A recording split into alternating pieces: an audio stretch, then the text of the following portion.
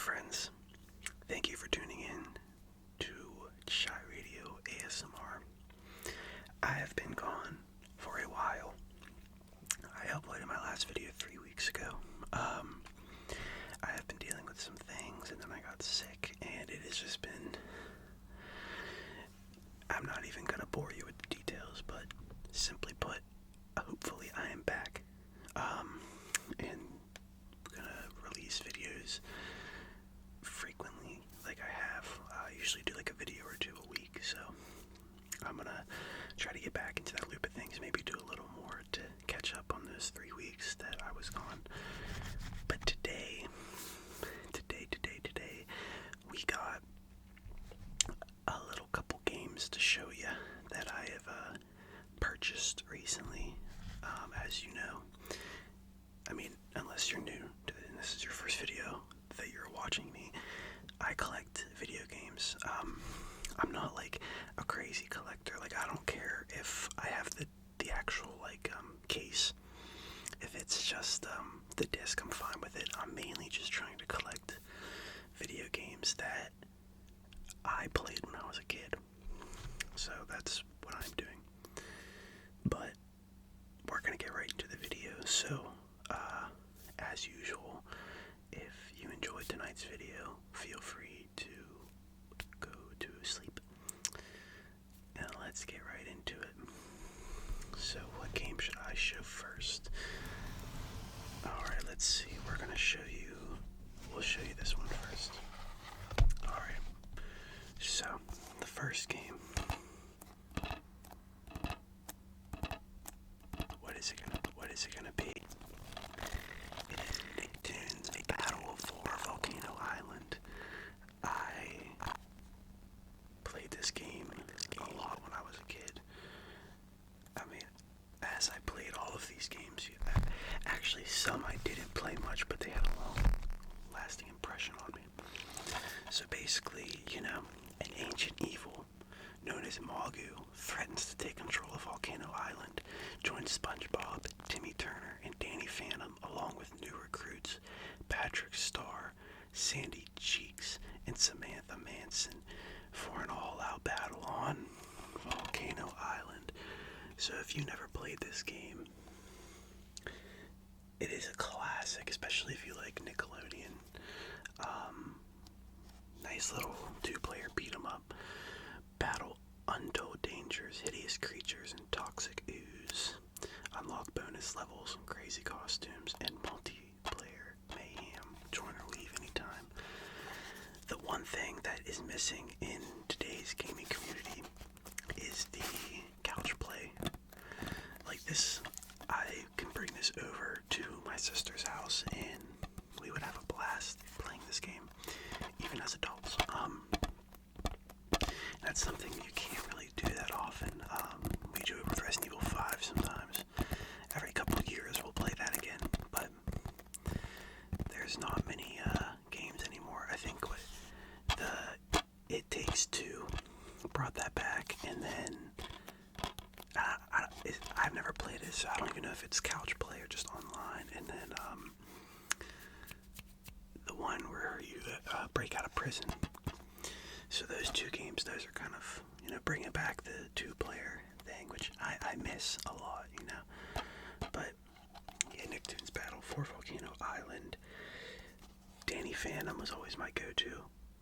Danny Phantom was my favorite, hands down. There's no questions there.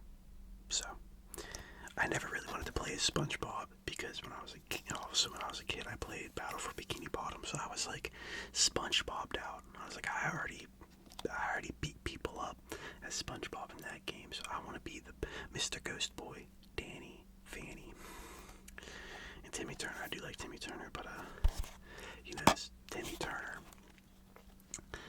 which I thought Jimmy Neutron was in this game. I really did, but I guess I am wrong.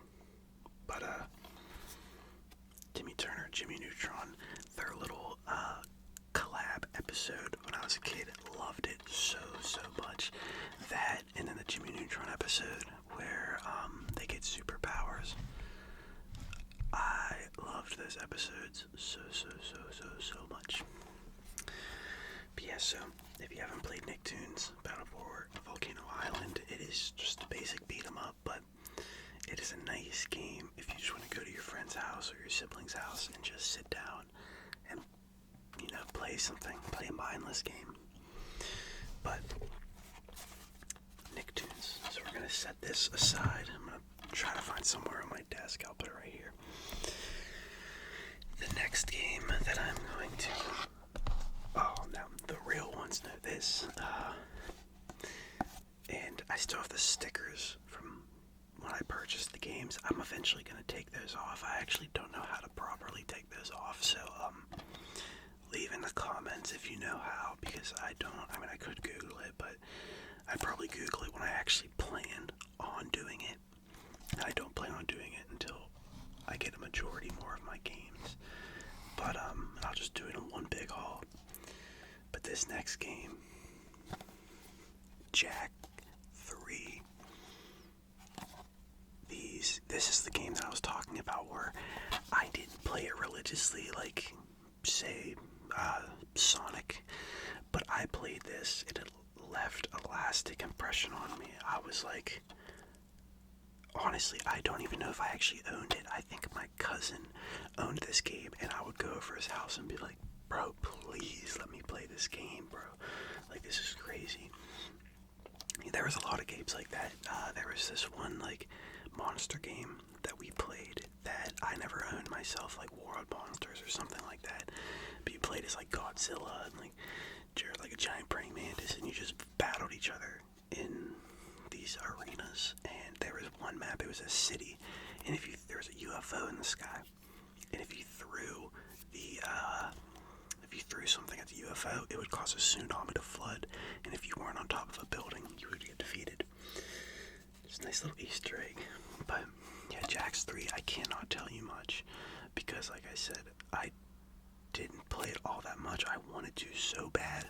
I would play it every time I would go to my cousin's house, but that's about it. But let's see, Banished, Left 4 Dead. I can't really see to it. Banished, Left 4 Dead, but this hero refused to be forgotten. Jak and his faithful companion Daxter are exiled to the unforgiving wasteland where survival of the fittest is the law of the land, but deadly lands and dangerous nightmares imaginable finds Jak's world, threatening to annihilate all life with eternal darkness, a darkness Jak knows only too well. They made the word so small, and even with my 4 eyes I can't see it too well. Jak's exciting trilogy comes to a close, leading at last to revelations about the mythical warrior Mar, secrets to Jak's enigmatic past, and ultimately to the shocking revelation of who the precursors really are. Yeah, they made it really, really small wording, plus the lighting in my room is not that great, but so we got Jak's here. A pack of Jak's. I got this for $10 at a vintage gaming store that is kind of close to me. That's where I got a majority of these from, either that or eBay. Alright, but yeah, so I can't really talk too much on Jak 3. I played it at my cousin's. It was just one of those games where I never got to have it myself, but I wanted it so bad. So when I seen it for $10, I was like, I'm snagging. And we are going to show the next game, which is pretty funny. When I showed my brother this, he was like, "Oh my gosh!" So this is a movie game. You know, when they did those, they would make, every time a movie would come out, they're like, let's make a game of it. This is another game that I never actually fully owned, but I played it so much, and that is Over the Hedge. When I was a kid, I loved this movie so much, and I feel like it's a very underrated and slept on DreamWorks movie, Over the Hedge. So, basically, the McDonald's close to my house, when they got rid of the Play Place years ago, because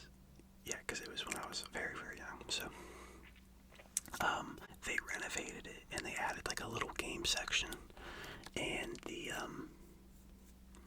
game section had Over the Hedge. Every time we would go to McDonald's, I'd be like, "Ma, we gotta go inside. I gotta play Over the Hedge." So I would play it a bunch, and then one day I was staying over at a friend's house, and we went to a Blockbuster, and we rented this game out. I believe it was a Blockbuster. It was some video game, not video game, but just some, movie rental place. And it had this game, and we played it all night. It was actually awesome. So, turn the town upside down. Choose a team of 2 and switch between RJ, Vern, Hammy, or Stella.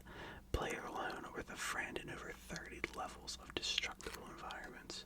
Interact with new characters and locations, and test your skills in fun and crazy mini-games. Yeah, so this was the game. The movie game. I played Open Season a lot too, but this was I really liked this one a lot. And the Shrek ones. The Shrek ones were very awesome. I still have to get those. Those are on my list. But yeah, so we got that, and then front cover, also $10. Bits of Steel. A PlayStation 2 Greatest Hits. PlayStation 2 Greatest Hits. That's crazy. But yeah, this was a very slept-on movie, man. Absolutely loved it. Another DreamWorks movie that I absolutely loved was Shark Tale. Shark Tale was awesome. Loved it as a kid.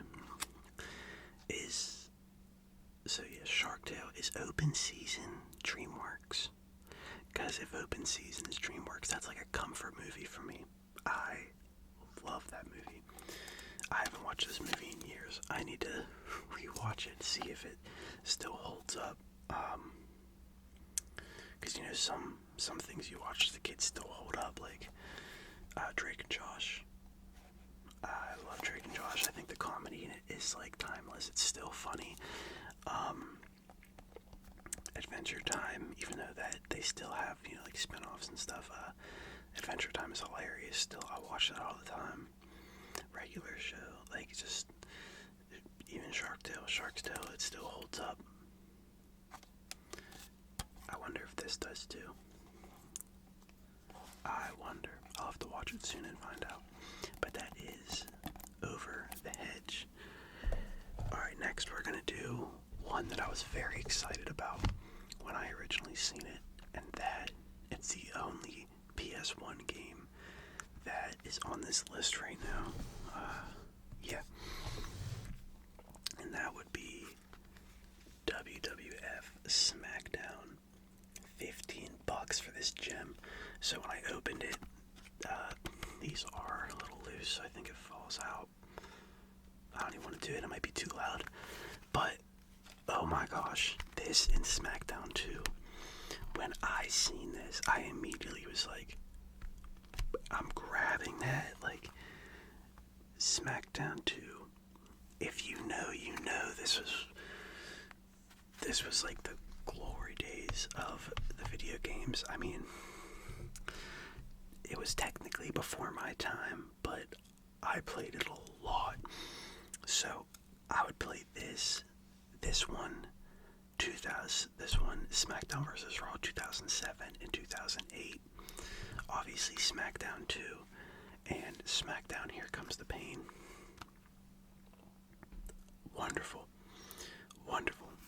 So Here Comes the Pain I never had. It's one of those games I played with my cousins, but this one, awesome. My go-to was always Kane. I absolutely loved Kane.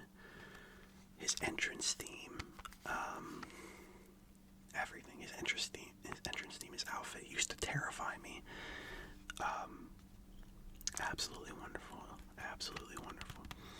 All of the top WWF superstars, largest interactive backstage area ever, most advanced season mode, oh yeah, special guest referees, all signature moves, taunts, and mannerisms, and a creative superstar, sliding scale moves, and personality variables. We got The Rock doing the people's elbow right here, and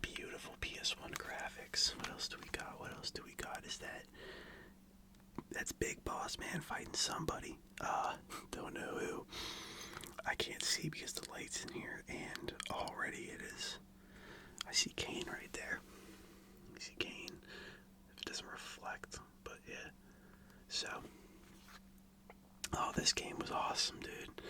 This game was awesome. We got The Rock, Mankind in China on the front cover. And SmackDown 2, not this one, but the second one, the music, just like the main menu music, it just like scratches a part of my brain. I'm like, I love this. So, yeah, it definitely, it doesn't hold up with some of the newer ones. Newer as in, like 2007, 2008. I mainly loved 2008 because that's when they introduced ECW into the games. You could play as like Sandman, and you could play as like Tommy Dreamer, which you could have in 2007 one. I don't know, but you could play as ECW stars. I believe Sabu is in it as well. Jeff Hardy was my favorite as a kid. As many people that watched it, my era of WWE was like pretty much like 2005 to like 2000. I want to say like 2009, 2010. That's around the time that I watched it. But I would watch. We had like these DVDs, pretty much of past episodes, and I would watch WWF all the time. And then, later when YouTube became a thing, I would watch YouTube videos of all of WWF. I liked WWF a lot. The Attitude Era was awesome. Like I said, it was before my time, but I guess educated myself on it because I wanted to watch it. I wanted to see Stone Cold and The Rock fight, and see Mankind fight Stone Cold, and I wanted to see Shawn Michaels screw Brett, like things like that. Like I wanted to see all of that. I heard about it, but I was like, I want to see this. So yeah, SmackDown, PS1, absolutely classic. The PS1 startup screen is probably one of my favorites of all time. Alright, so this next game I got on a whim. And what I mean by that is, so I played this, I played a Terminator game when I was a kid, and I didn't know which Terminator game it was, and this one looked like the one that I played, so I bought this one. The Terminator Dawn of Fate. Also $10. Absolutely wonderful. So it says, it's always the darkest before the dawn. Los Angeles, 2027 AD. The killing machines of Skynet continue to wage their brutal campaign to eradicate humanity. As a soldier of TechCom, it is your mission to stop them.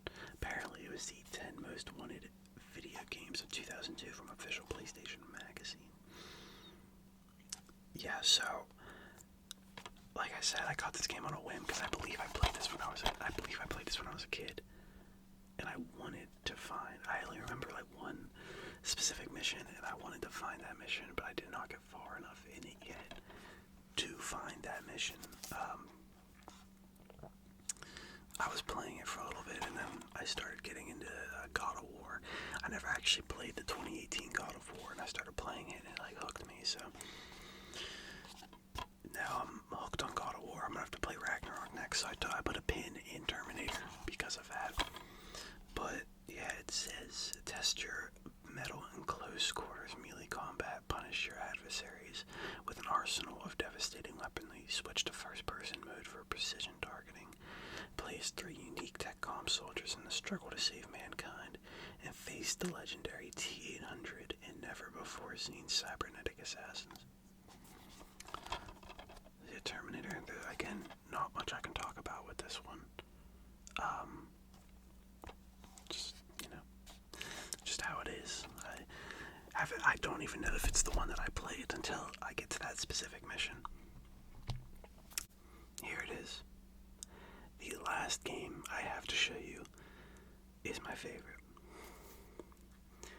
This is, in my top 3,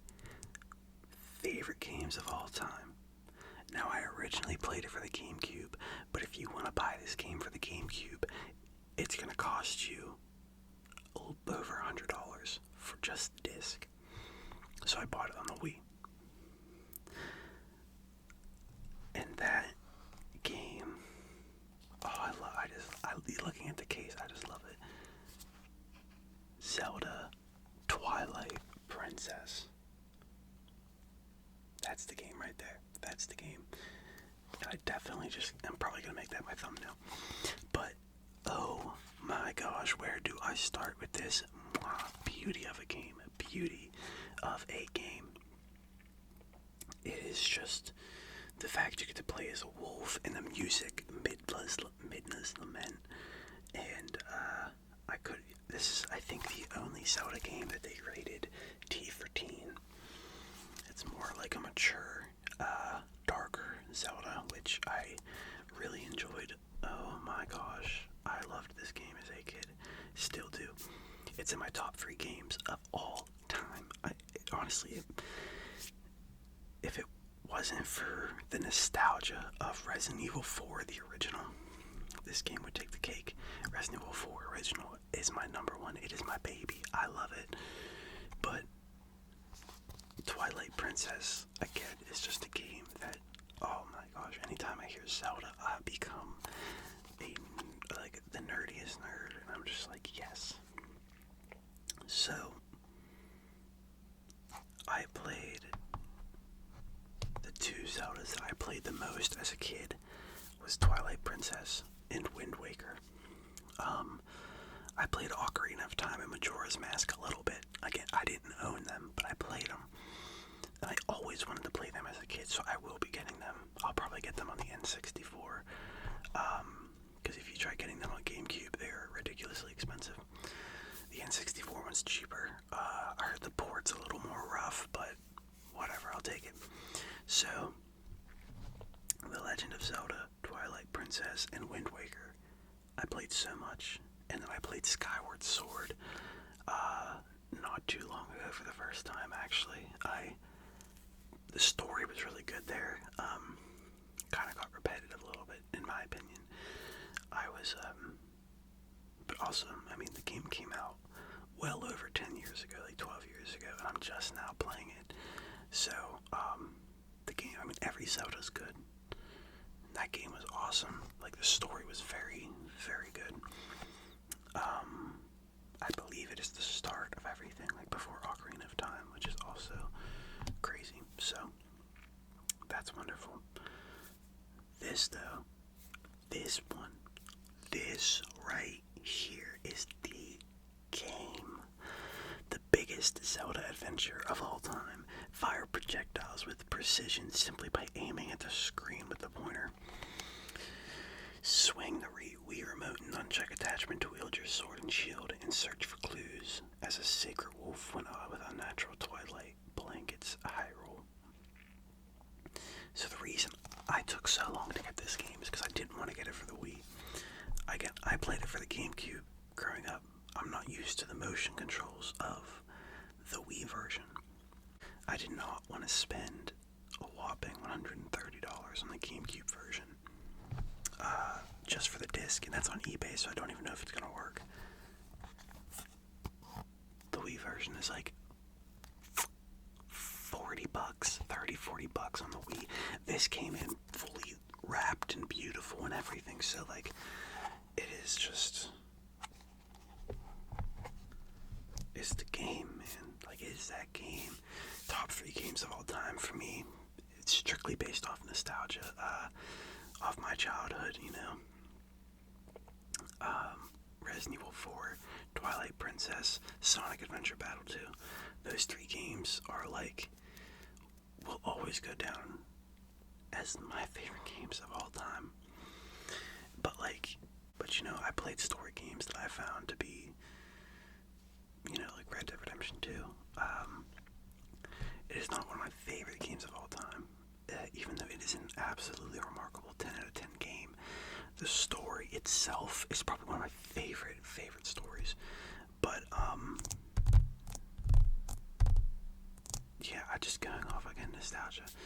Sonic Adventure Battle 2, I mean, the end fight with you and Shadow being introduced as a whole, the Chow Garden, which blows my mind. They haven't brought back the Chow Garden. I buy every new Sonic game that comes out. I will continue to buy every new Sonic game.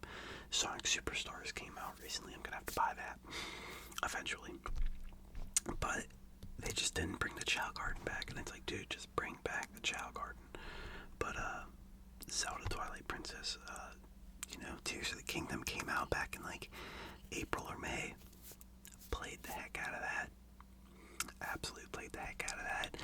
And as soon as I got, spoiler alert, for a clothing item, they have the Twilight Princess tunic. As soon as I got it, that's all I wore. I wore that and the Majora's Mask deity outfit. But the Twilight Princess was mainly the outfit that I wore, because I was like, now it feels like a Zelda game to me. Now it feels like a Zelda game. But that is all of the games I have to show you. I hope you enjoyed tonight's video.